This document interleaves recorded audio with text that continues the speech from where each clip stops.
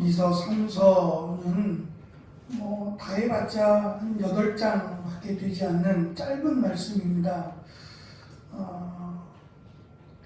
이것이 전부였을까라고 하는 것은 늘 의문을 갖는 내용 가운데 하나입니다. 그리고 우리가 서신이라고 말을 하지만 사실 서신의 형식을 많이 무너뜨린 서신이라고도 할 수 있습니다. 일단 누가 썼는지에 대한 발신자를 밝히지 않기 때문이기도 하고, 또 안부를 묻거나 하는 이런 그 서원의 말씀도 보이지 않고 바로 직접 이 편지를 쓰게 된 목적 이것처럼 1절에서 내용을 밝히고 있기 때문입니다. 요한복음을 보면 요한복음을 기록한 목적 역시 공관복음이라고 하는 마태마가 누가복음과 성격을 달리합니다.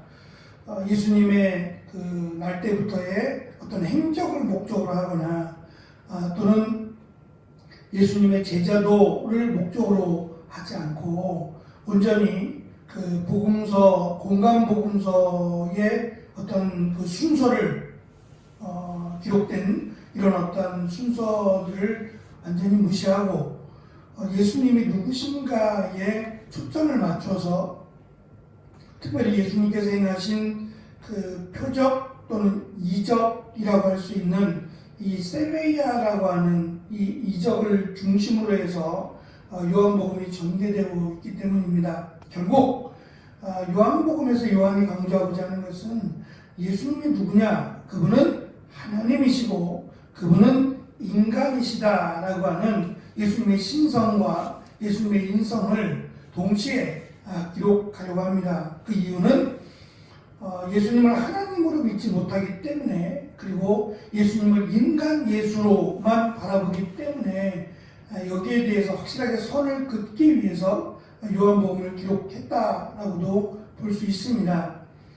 요한서신은 요한 1서와 2서, 3서는 거짓 교사들, 그러니까 대부분 유대인들인데요. 이 유대인들이 그 예수님의 신성 또는 예수님의 인성에 대해서 문제를 제기합니다.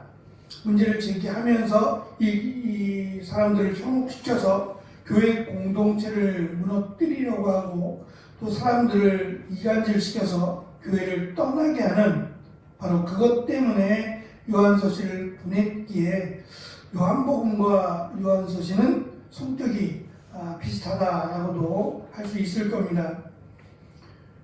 요한복음을 시작하면서 요한복음 1장 1절은 태초에 말씀이 있었다라고 말합니다. 그 말씀은 하나님과 함께 하셨고 그 말씀이 육신이 되어서 이 땅에 오셨다라고 강조함으로 시작합니다. 마찬가지로 태초에라고 하는 하나님이 천지를 창조하기 이전에 이미 예수님이 계셨고 그 예수님이 곧 하나님이시며 그 하나님이 말씀으로 이 땅에 오셨다라고 하는 굉장히 강하고 정말 목적이 분명한 내용으로 시작을 합니다. 요한 1서 1장 1절도 똑같이 태초에라고 하는 단어로 시작을 합니다. 역시 창세기 1장 1절에 있는 말씀과 동의를 하므로 굉장히 그 강한 그리고 강한 설득력을 가지고 시작하는 말씀이라고도 할 수 있을 겁니다.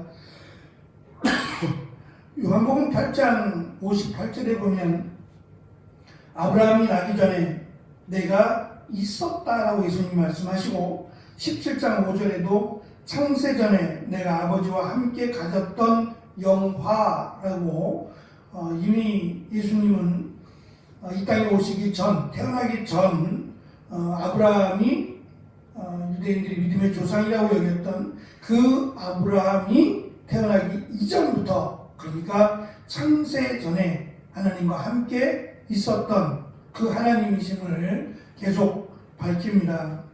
그리고 심지어는 예수님께서 십자가에 달리실 때 요한은 예수님께서 잡히신 게 아니라 잡혀 주신 것으로 기록을 하고, 십자가에 돌아가실 때에도 죽음이 예수님을 사로잡기보다는 예수님께서 스스로 자신의 영혼을 죽음에게 내어주신 것으로, 그래서 누가 예수님을 죽일 수 있겠는가라고 하는 이 물음표를 남기게 요한은 기록을 합니다. 오늘 말씀은 시작부터 사실은 의아함을 많이 자아내게 합니다. 왜냐하면 이것은 그것이다, 이것은 그것이다 라고 하는 관계대명사를 계속 사용을 합니다. 그러니까 단락이 계속 끊어지는 단락으로 말씀을 기록을 합니다. 1장 1절을 한번 보시고 이 말씀을 직역하면, 헬라어 성경에서 직역하면 이렇게 됩니다. 처음부터 있었던 것, 우리가 들었던 것, 우리가 우리의 눈으로 보았던 것, 우리가 주목해서 보고 손으로 만졌던 것, 말씀, 곧 생명에 대하여는, 이렇게 되어 있습니다. 그러니까 그냥 인사하는 정도의 너에게 무엇이 있기를 원한다, 너희를 만나서 참 반갑다라고 하는 이런 인사로 시작해야 되는데, 그것이 아니라 정말 목적이 있는 탁탁 떨어지는 이러한 문장을 통해서 이 글을, 이 서신을, 이 편지를 보낸 목적을 1장 1절부터 밝히면서 시작을 하고 있다라고 하는 아주 특징을 가지고 있습니다. 특별히 요한복음에 강조되는 것 중에 하나가 이 성령과 예수님과의 관계입니다. 진리의 성령이 오실 때에 그가 나를 증언하실 것이다 라고 요한복음 15장 26절에서 예수님이 밝히셨어요. 그리고 예수님이 마지막 십자가에 달려 돌아가시기 전 제자들에게 부활하시고 나서 예수님이 제자들을 만났을 때에 그들에게 숨을 내쉬는 이런 모습도 기록을 합니다. 마치 그들에게 성령이 임하는 것을 암시적으로 설명하는 내용인데요. 요한일서 3장에 보면 성령으로 말미암아 그가 우리 안에 거하신다라고, 마치 후속편인 것처럼, 요한복음의 후속편인 것처럼 성령께서 우리 안에 거하심을 요한일서를 통해서 우리에게 강조합니다. 태초에 하나님이 계셨고 그 하나님이 곧 말씀 가운데 예수 그리스도께서 하나님과 함께 계셨다라고 요한복음 1장 1절에서 강조한 것처럼, 우리가 읽은 요한일서 1장에도 생명의 말씀이라고 하는 태초부터 있었던 그 생명의 말씀, 그 생명의 말씀에 대해서 우리가 들었고, 우리가 눈으로 보았고, 우리가 주목해서 손으로 만졌던 자신뿐만 아니라 우리들이라고 지금 복수로 사용하고 있는데, 계속해서 우리가라고 하는 복수를 사용한 것은 자신만의 경험이 아니라, 자신만의 실제적인 사건이 아니라 자신과 함께 했던, 그러니까 제자들, 특별히 사도들을 의미합니다.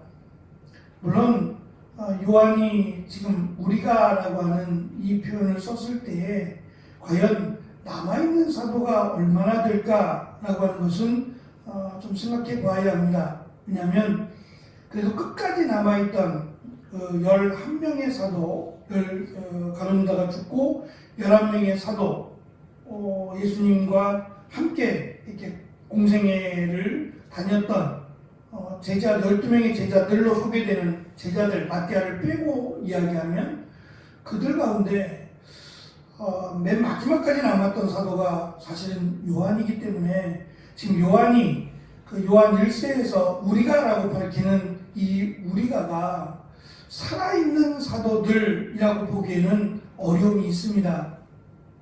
상당히 많은 사도들이 순교를 당해서 죽었기 때문이죠. 그럼에도 그들의 제자들, 그러니까 속사도라고 말하는데, 이 사도들의 제자들이, 그 제자들이 활동을 하고 있었기 때문에 적어도 지금 우리들이라고 말하는 함께 예수님의 공생애를 겪었던 경험했던 그들이 비록 없을지라도 그들을 대변하는 확실하게 기록된 말씀도 있고 확실하게 그들의 제자들이 살아있기 때문에 얼마든지 공신력이 있는 누구도 납득할 수 있는 그런 표현이라고 생각합니다. 어쨌든 자신만의 경험 또는 자신만이 겪었던 그런 사건이 아니라 함께 예수님을 따랐던 그 사도들의 공통된 경험과 고백이라고 하는 사실을 지금 공개하면서 이 일이 실제적인 일이라고 하는 것을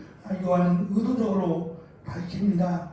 그래서 이제 이 서신을 쓰면서 하고자 하는 말들, 이 말들이 자신의 말이 아니라 예수님께서 자신을 비롯한 사도들에게 주셨던 예수님의 말씀, 특별히 생명의 말씀, 영원한 영생에 관한 말씀이라고 하는 것을 한 번 더 밝힘으로 요한이 우리가 바울 소신에서 본 것처럼 거의 대부분은 바울이 복음을 전했다가 그곳을 떠난 뒤에 일어났던 사건에 대해서 그것을 해결하기 위해서 편지를 보낸 것처럼 요한이 이미 이 수신자들 지금 에베소 교회에서 사실은 이것을 썼다고 이야기를 하는데요. 요한서신을 썼을 것이다라고 얘기했는데 이 대상자들, 이 수신자들이죠.